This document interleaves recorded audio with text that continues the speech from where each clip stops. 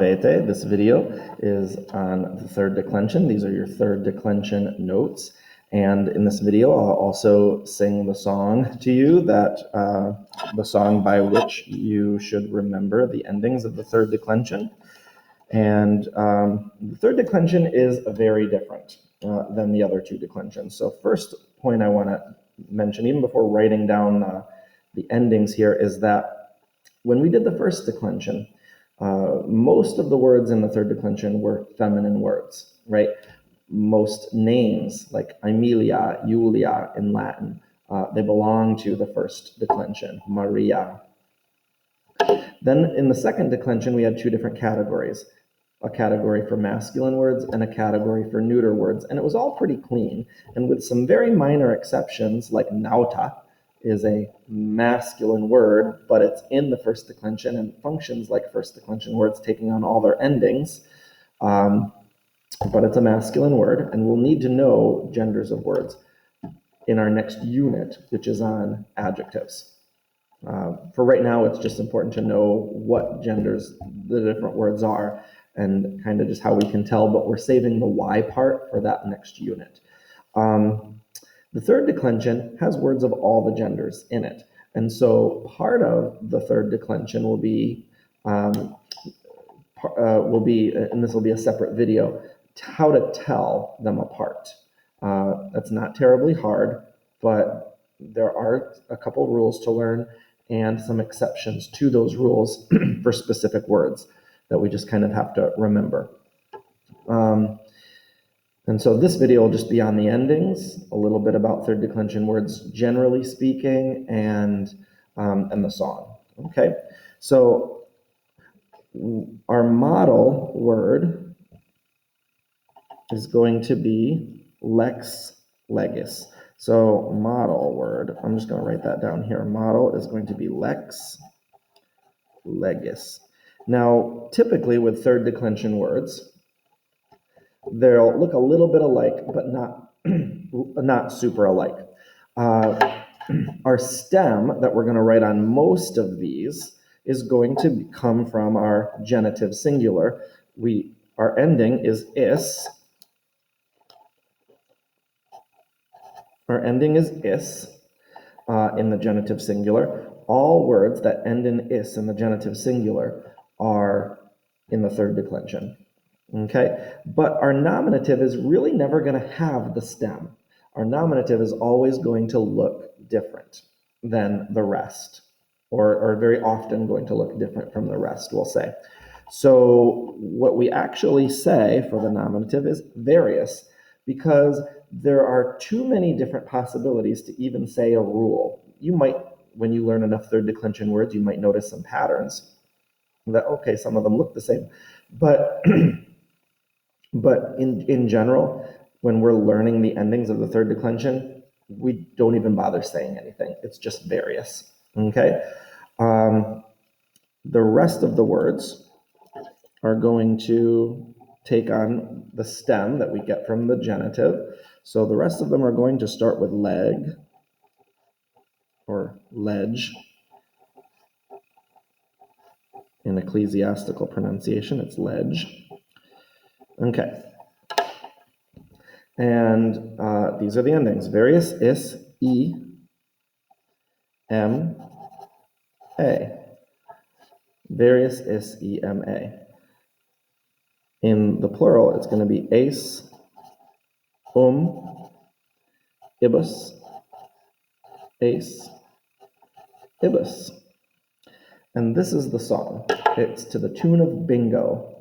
It goes, various is E-M-A, various is E-M-A, various is E-M-A, and then we say singular third declension, and then we do it for the plural side. Ace, ibis, ace, ibis, ace, ibis, ace, ibis, ace, ibis, ace, ibis, plural third declension.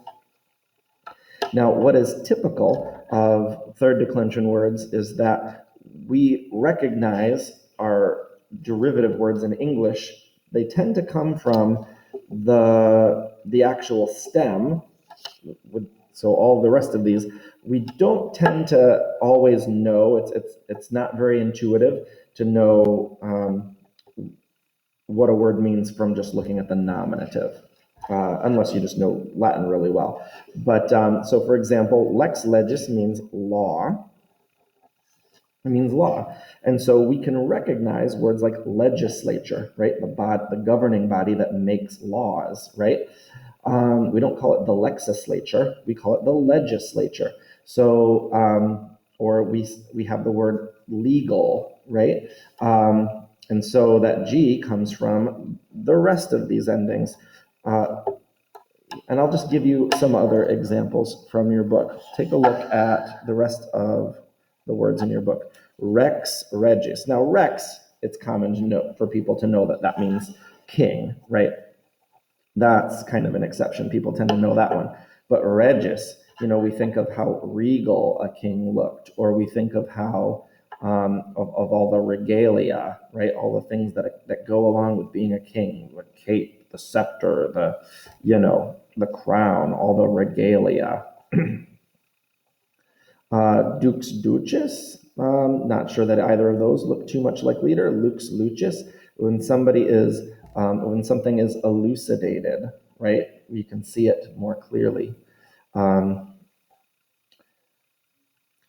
hominis, right? I guess we know that Homo sapiens means man. So Homo sapiens just is Latin for thinking man or knowing man. So that's what sapiens means, knowing. Imperator, imperatoris, they're kind of easy. Veritas, veritatis. So I don't know that the point I was trying to make was super well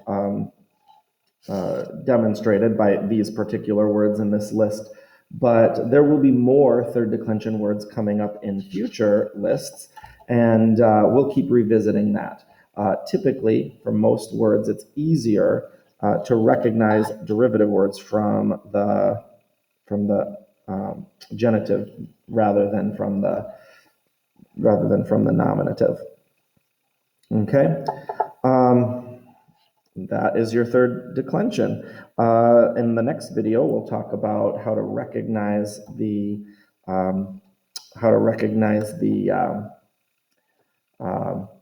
gender of third declension words, because with first and second declension words, again, it was pretty easy, right?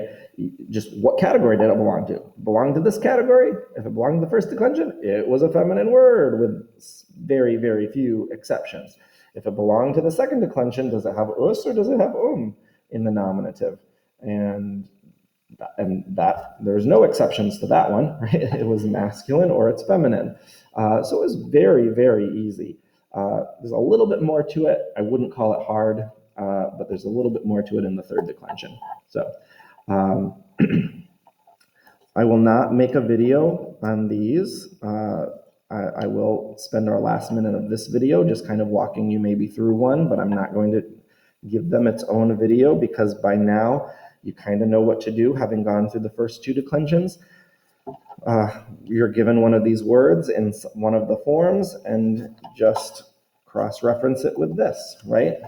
Tell what forms these are and translate. So legibus, for example.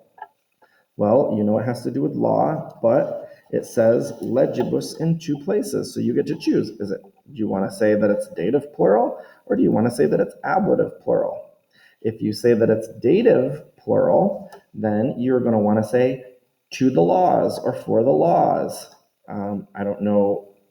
I can't think of a sentence where we would use the word legibus for dative plural. But you could also say, if you chose legibus, you could also say that it's ablative plural, and you could say then it means with the laws or in the laws, right? In legibus would mean in the laws.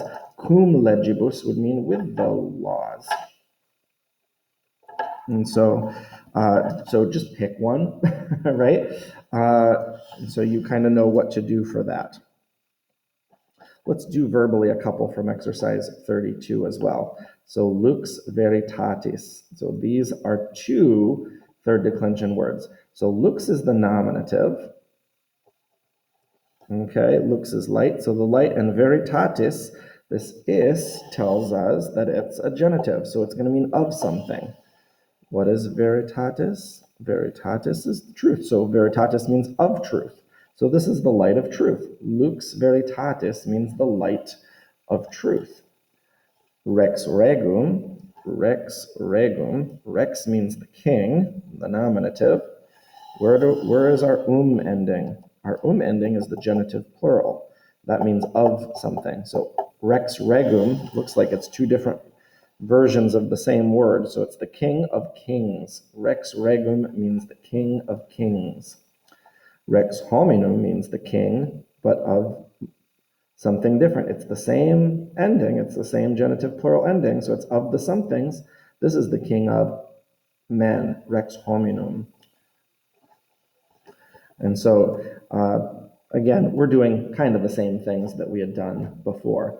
Oh, look what else shows up from our last, or from a recent video, propter and cum, okay, different prepositions. What cases do they take?